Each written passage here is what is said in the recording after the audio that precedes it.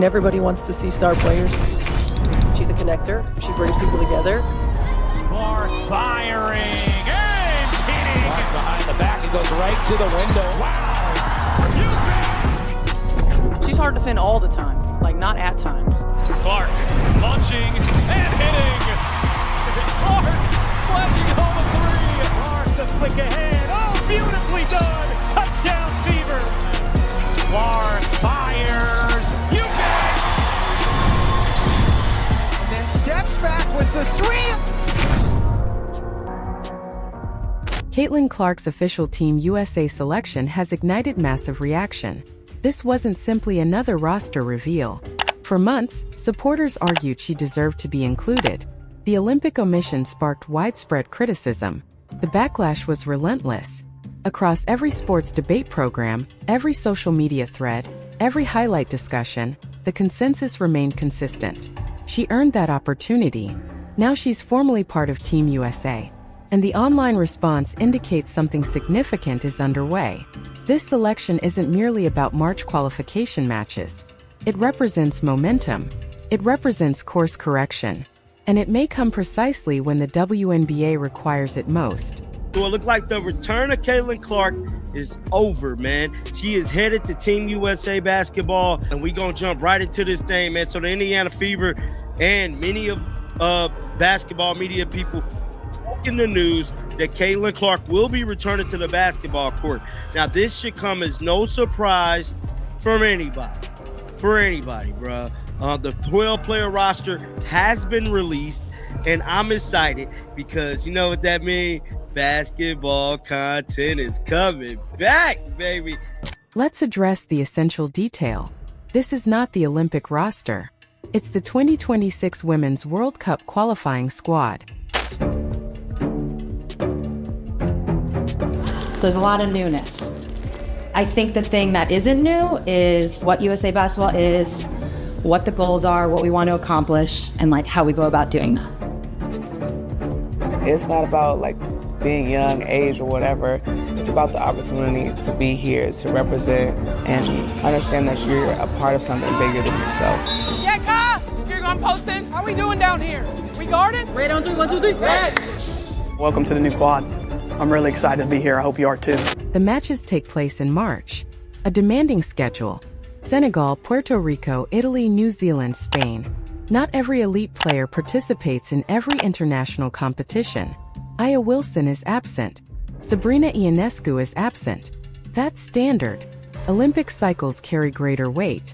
The 12-player roster features veterans like Kalia Copper, Chelsea Gray, Kelsey Plum, Jackie Young alongside first-timers Caitlin Clark, Angel Reese, and others including Aaliyah Boston, Sonia Citron, Dorica Hamby, Ryan Howard, Kiki Efron already qualified for the 2026 FIFA Women's World Cup in Berlin. The team heads to San Juan, Puerto Rico from March the 11th through the 17th for a first-round robin against Senegal. But here's what stands out.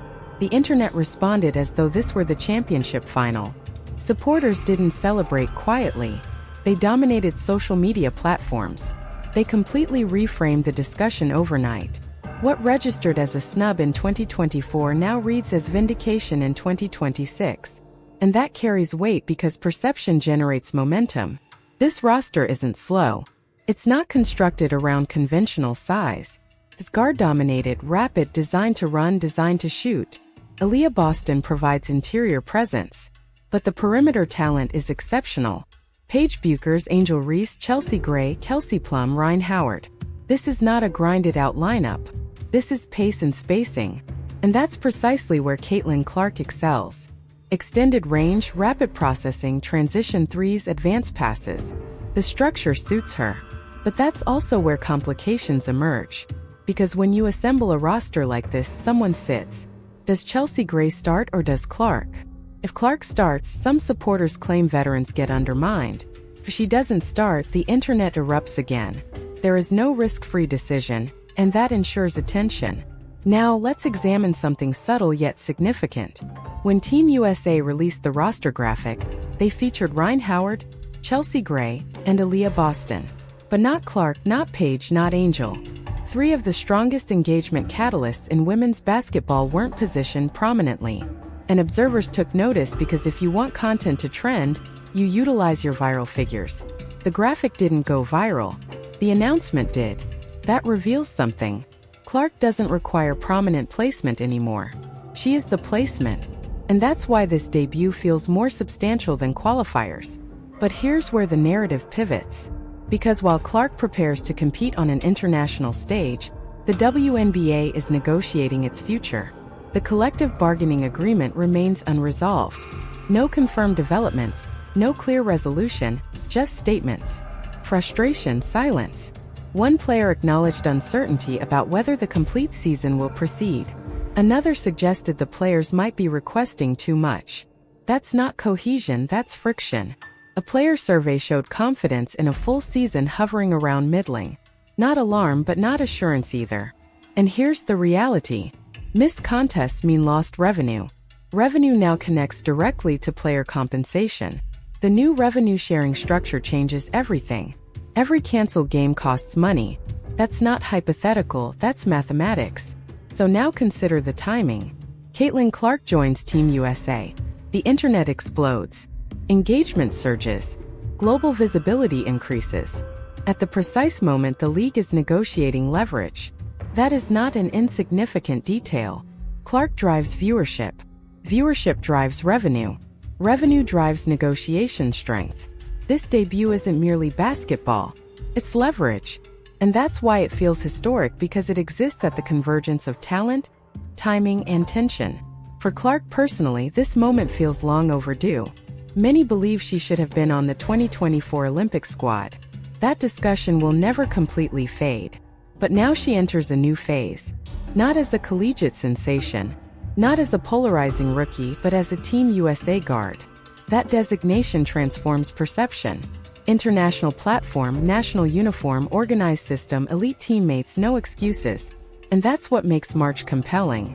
Not because of Senegal, not because of Italy, but because every possession will be analyzed, every assist will trend, every missed attempt will trigger discussion. This isn't casual viewership anymore. This is investment. And here's the element people resist acknowledging. The league requires this moment. Not controversy, not fragmentation, momentum. The WNBA stands at a crossroads. Either capitalize on unprecedented attention, or allow internal disputes to weaken it. Clark's debut won't resolve negotiations, but it will illuminate them. And when that spotlight shines more intensely than ever, decisions carry greater weight. So when she takes that floor in March, it won't register as a qualifier. It will register as a statement, a correction, a reminder. Caitlin Clark on Team USA was inevitable. The postponement only intensified it. And now that she's here, the question transforms. Will the league match her momentum? Because this debut isn't historic due to one contest. It's historic because of timing. Young core, guard-heavy roster, global spotlight, unresolved negotiations, divided fan base. Everything converged simultaneously. That's why it exploded. If you're still watching, drop USA explodes in the comments and tell me, should Clark start at point guard? Because regardless of what transpires in March, the discussion isn't decelerating. All right. So, it appears the WNBA and NBC Sports have decided to move forward without even getting the deal done with these WNBA players as they continue to just spew a bunch of nonsense in regards to the CBA. NBC revealed what Team USA didn't anticipate. ESPN won't articulate this directly. NBC exposed something Team USA was unprepared for, and it occurred in one evening. Caitlin Clark did not raise her voice. She did not call anyone out. She did not demand anything. She simply sat at an NBA desk and appeared entirely natural there.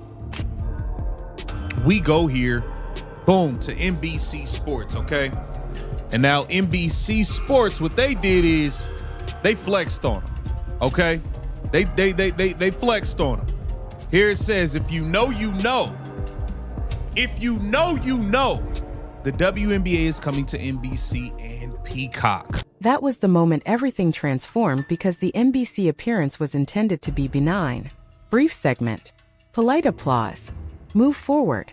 Instead, NBA audiences engaged deeply. They didn't regard her as a visitor from the women's game. They regarded her as basketball authority. She analyzed actions. She interpreted coverages. She spoke confidently. No anxiety, no overselling, and millions continued watching. So it looked like Caitlin Clark has shut down NBC. If you guys don't know, she's making her first NBA analyst debut tonight, and some footage has been released, man. Look like Caitlin Clark is doing what she's doing best, and that is garnering a lot of attention, man. Caitlin Clark, ever since she arrived into the WNBA, but really it's ever since she arrived in college, she's been making it her point to make the transitions and do everything she got to do to become a household name. That's what Team USA did not anticipate. They did not anticipate the attention shifting from program to individual. Team USA has consistently operated on one principle. The jersey comes first. The program comes first. The structure matters more than the individual. But NBC disrupted that hierarchy in real time when Sam Flood publicly identified her as the most iconic figure in basketball, not just the women's game. That wasn't merely praise. That was strategic positioning. We're actually adding another sharpshooter, as if our roster could hold another one down. It's a WNBA All-Star in Caitlin Clark, and guess what? We had our own Jamal Crawford and Zora Stevenson welcome her in, but the NBC way. The NBA media infrastructure openly validated her in a manner the WNBA rarely does. That contrast creates discomfort because once NBA audiences embrace you, the spotlight expands beyond the system attempting to manage it. And that is where the friction originated. You could detect it, not in a press release, in tone, in demeanor, in interviews that suddenly felt more pointed.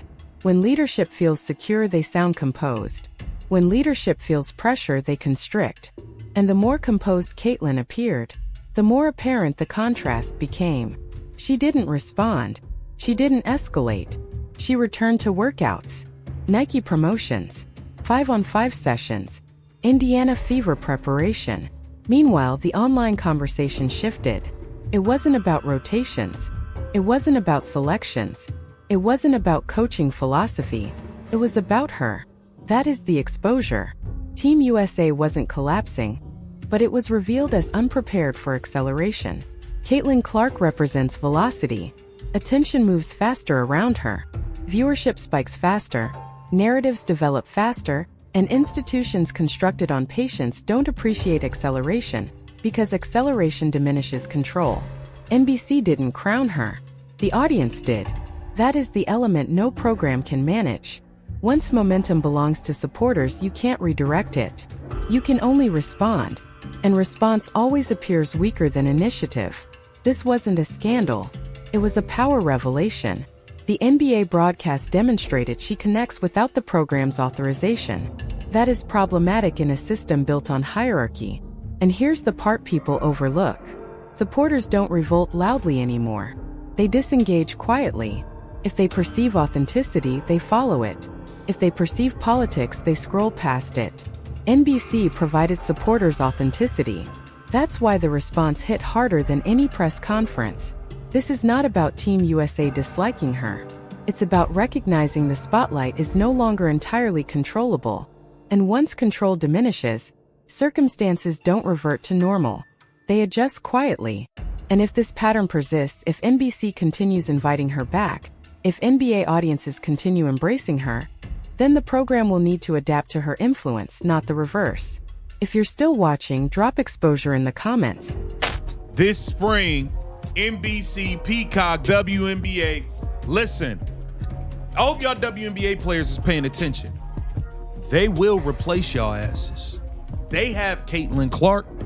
They have Paige Beckers under contract. They have Angel Reese. They have replacement players they can go get. They have a slew of rookies they are about to draft. Nneka Ogwumike, if you don't play, I think the fans will be just okay. Let's state this directly. NBC just altered the leverage in the CBA negotiations. And it may not have intended to. When Caitlin Clark appeared on that NBA broadcast, something subtle occurred. She demonstrated she does not require WNBA media to access the highest platform in basketball. That matters currently because while negotiations stall, while proposals leak, while percentages get contested, one thing is evident. The WNBA requires viewership momentum, and momentum follows her. Now consider this scenario. If the CBA delays, if there's a postponement, if there's a shortened season, where does the attention redirect? It doesn't vanish, it migrates. NBC already indicated willingness to invite her back. That's not speculation. That's strategic positioning. Alicia Clark, if you don't sign on to the deal to play, I think the fans will be just fine watching Sonia Citron instead of Alicia Clark. Brianna Stewart, if you don't play, I think the fans would be okay watching Paige Beckers instead. I'm telling y'all, the WNBA, NBC, Peacock, they're pushing on and moving on with their promo, regardless if y'all signing this deal or not, because I'm pretty sure they got a contingency plan in place. They have a contingency plan in place. Y'all better stop playing games and sign this deal. If she becomes a recurring NBA analyst during instability, that transforms negotiation psychology. Why? Because leverage isn't solely about compensation. It's about alternatives. The strongest negotiator is the one who can walk away. Now, I'm not suggesting she will, but NBC just demonstrated she can exist outside the WNBA spotlight and still command national relevance. That shifts perception, and perception shifts influence. During the broadcast, she didn't merely participate. She guided segments naturally. She spoke like someone who analyzes the league, not someone visiting it. NBA audiences responded. That response becomes a measurement point. Viewership, engagement, clips circulating on social platforms. Executives observe those metrics. Negotiators observe those metrics. Agents observe those metrics. And in any collective bargaining environment, external validation strengthens internal worth. It's hurting them for its viewership, attendance. All of these different things is playing a factor in the WNBA not moving forward into the right direction. You can hate it or love it, but Caitlin Clark has single-handedly helped you young ladies bring proposals to the table. She has single-handedly lifted the boats. She has single-handedly garnered y'all charter flights, for God's sake, within 2 weeks of her being drafted. And just to see the way the WNBA players, WNBA owners, even certain owners coming out, we all remember that, speaking out about Caitlin Clark in a negative light. Different people like the commissioner, Kathy Engelberg, pretty much telling Caitlin Clark that if it wasn't for the league, she wouldn't have her platform, not knowing that Caitlin came in the game with everything she needed to be successful. She actually did y'all a favor. Consider timing. CBA details reach ESPN. Confidential materials circulate publicly. Supporters question revenue divisions. Then NBC showcases the league's most prominent star on the NBA platform. That's not merely appearances. That's leverage. Because now the narrative becomes, if the WNBA can't resolve this, the market still desires her. Markets are unforgiving. They follow demand. And currently, demand follows Caitlin Clark. This is not about her threatening the league. It's about demonstration of independence. When a player demonstrates she can generate relevance beyond the framework must adjust. And institutions rarely welcome adjusting. The most significant moment wasn't a headline.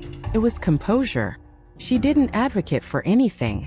She didn't suggest dissatisfaction. She just performed. Performance under scrutiny is currency, and NBC provided her a larger currency platform. Now imagine sitting at the negotiation table understanding she can appear on NBA broadcasts, understanding Nike campaigns are approaching, understanding audiences follow her regardless of schedule instability. That doesn't weaken her position, it fortifies it because leverage isn't loud, it's silent confidence. And NBC provided her that platform. If the CBA resolves smoothly, excellent. But if it doesn't, there is now an alternative spotlight, and alternatives create bargaining strength. This isn't controversy, it's economics.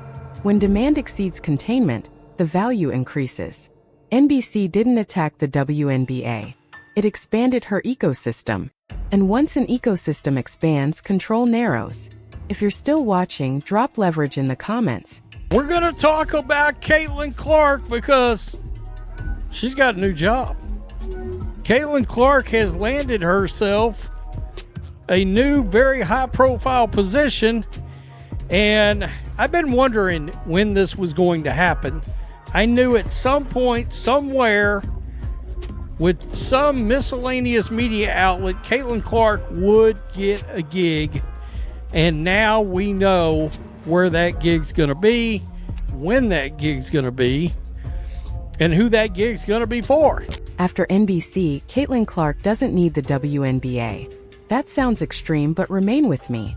After NBC, Caitlin Clark demonstrated something critical. She does not depend on the WNBA infrastructure to maintain cultural relevance. That is unprecedented territory. Before this season, the discussion was straightforward. She delivers viewership to the league. She delivers sponsorship attention. She delivers mainstream interest, but it was still framed within the WNBA structure.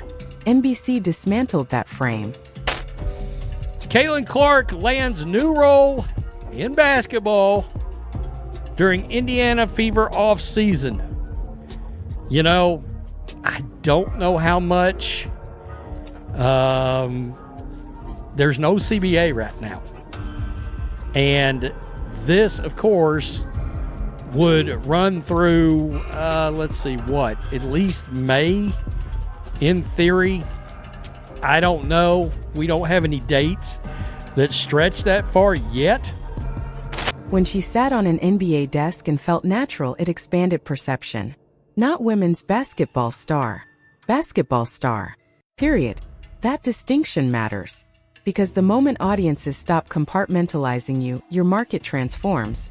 NBA supporters didn't watch out of obligation. They watched because she contributed value to the broadcast. That is universal currency. And once universal appeal is demonstrated, dependency diminishes. Now let's expand perspective. She has Nike momentum building. She has Indiana Fever anticipation. She has Team USA visibility. Now add NBA broadcast credibility. That's a diversified platform. Diversification reduces dependence. The WNBA still matters. The Fever still matters, but they are no longer the exclusive platform. That is what institutions recognize. When one entity is your sole avenue, it holds influence. When multiple platforms compete for your presence, you hold influence. NBC just entered that calculation, and the response online conveyed the narrative. Supporters didn't debate whether she belonged. They debated how frequently she should return. That's a transformation. That's expansion. Now layer in uncertainty surrounding the season. If there's instability, she doesn't vanish. She transitions. She remains visible. That consistency of visibility is uncommon in sports. Most players fade without competitions. She doesn't. That alters narrative authority. And here's the deeper element. When a player feels larger than the container, pressure accumulates inside the container. Not because anyone resents her, but because structures resist being overshadowed. The NBC moment wasn't loud. It was quiet confidence. And quiet confidence often registers as threatening to rigid systems. She didn't state she doesn't need the WNBA. She demonstrated she isn't confined by it. That's different. And once that perception circulates, negotiations, media tone, and institutional posture all shift slightly. Nothing detonates, but influence changes. The game doesn't revolve exclusively around the league.